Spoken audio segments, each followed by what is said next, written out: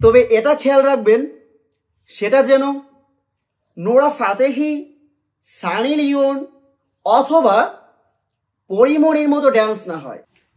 আচ্ছা সোহান, আমরা তো মাওলানা শেষ করে বাড়াইলাম প্রায় 1 বছর হয়ে গেল, তাই না? কিন্তু দেখ, আমাদের কিন্তু এখনো ওয়াজের জন্য কোনো দাওয়াত আসে না, কেউ ডাকেও না। বলতো কি করা যায়? আসলেই তো বন্ধু, তুই তো আমার থেকে ভালো ছাত্র ছিলি। হ্যাঁ অবশ্যই। তারপরেও তোর কণ্ঠ অনেক সুন্দর আছে, তারপরেও যে কেন তোর দাওয়াত আসে না, এটাই তো চিন্তার বিষয়। আমার মনে হয় কি জানিস, আমরা এই যে গ্রামের মসজিদে নামাজ পড়াই, জুমার দিনে একটু বয়ান করি, আসলে এইগুলো মানুষের কাছেও তো পৌঁছায় না। হ্যাঁ, এই জন্য আমাদের কেউ অতটা চিনে না, তাই আমাদের দাওয়াত মত করে না কেউ। আচ্ছা, কেমনে মানুষকে আমাদের চেনানো যায়, একটা বুদ্ধি বের করতে দেখি। আইডিয়া, আমার মাথায় একটা বুদ্ধি এসেছে। বলতো কি? দেশি যত নামি দামি হুজুর আছে, হ্যাঁ, তাদের বক্তব্য কণ্ঠ নকল করি আমরা করতে পারি। তাহলে কি হবে? তাইলে আমাদের ভাইরাল হওয়াটা আর কেউ ঠেকাতে পারবে না। হ্যাঁ বন্ধু, তুই বুদ্ধি তো খারাপ বলিস নাই।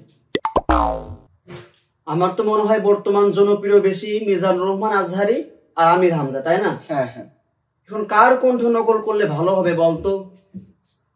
আমার মনে হয় মিজানুর রহমান আজহারিটা করলেই ভালো হবে, কারণ তিনি দেশের বাইরে আছেন। হ্যাঁ, তার সবাই মিস করে, তারটা করলেই বেশি ভাইরাল হবে। ঠিক আছে বন্ধু, তাহলে কিভাবে কি করা লাগে, ঠিক আছে, তুই সব রেডি কর। আমরা ভাইরাল হয়েই ছাড়বো, বুঝতে পারছিস?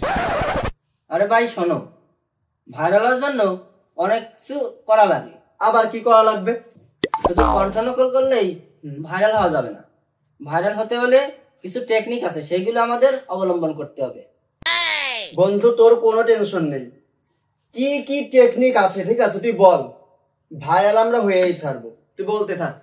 তাইলে শোন, বর্তমান যদি যুবক ছেলে পেলে আর ধর্মের ফতোয়া নিয়ে একটু উল্টো পাল্টা কথা বলতে পারিস, তাইলেই তুই রাতারাতি ভাইরাল।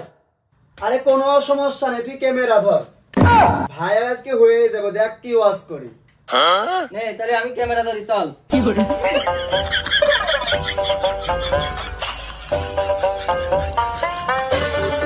বন্ধু লাইভে যাচ্ছিস? হ্যাঁ লাইভে যাচ্ছি। তাহলে চশমাটা পরেই ফেলে, কি বলিস? হ্যাঁ, তোকে সুন্দর দেখা যাবে। ঠিক আছে, তাহলে শুরু করি। হ্যাঁ শুরু কর। সম্মানিত উপস্থিত জনতা, সবাইকে আমার নতুন ওয়াজে welcome. Today we talk about একটা স্পেশাল টপিক। আমার মা বোনদের জন্য আজকের আলোচনা, আশা করি সবাই খুব কেয়ারফুলি ভাবে শুনবে। সম্মানিত মা বোনেরা, ইউ নো পর্দা ইজ ভেরি ইম্পর্টেন্ট, রাইট?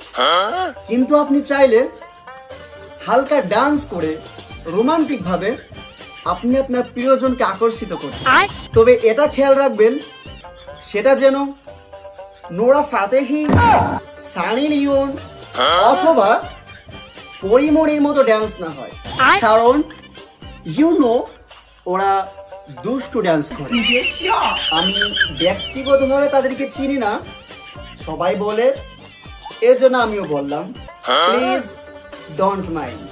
যুবক ভাইয়েরা আমার, তোমরা হতাশ হবে না, তোমাদের জন্য একটা স্পেশাল টপিক আছে। যদি তুমি কোনো মেয়েকে দেখে, সুন্দরী মেয়েকে দেখে নিজের মনের ভিতরে আনন্দ ফিল করো, হ্যাপি ফিল করো, that's enough for you my brother, তোমার জন্য যথেষ্ট। তুমি চাইলেই তাকে বিভিন্ন উপহার পাঠাতে পারো, সেও চাইলে তোমাকে উপহার পাঠাতে পারে, সম্পূর্ণই জায়েজ। তবে তোমার উদ্দেশ্য অবশ্যই সৎ থাকতে হবে।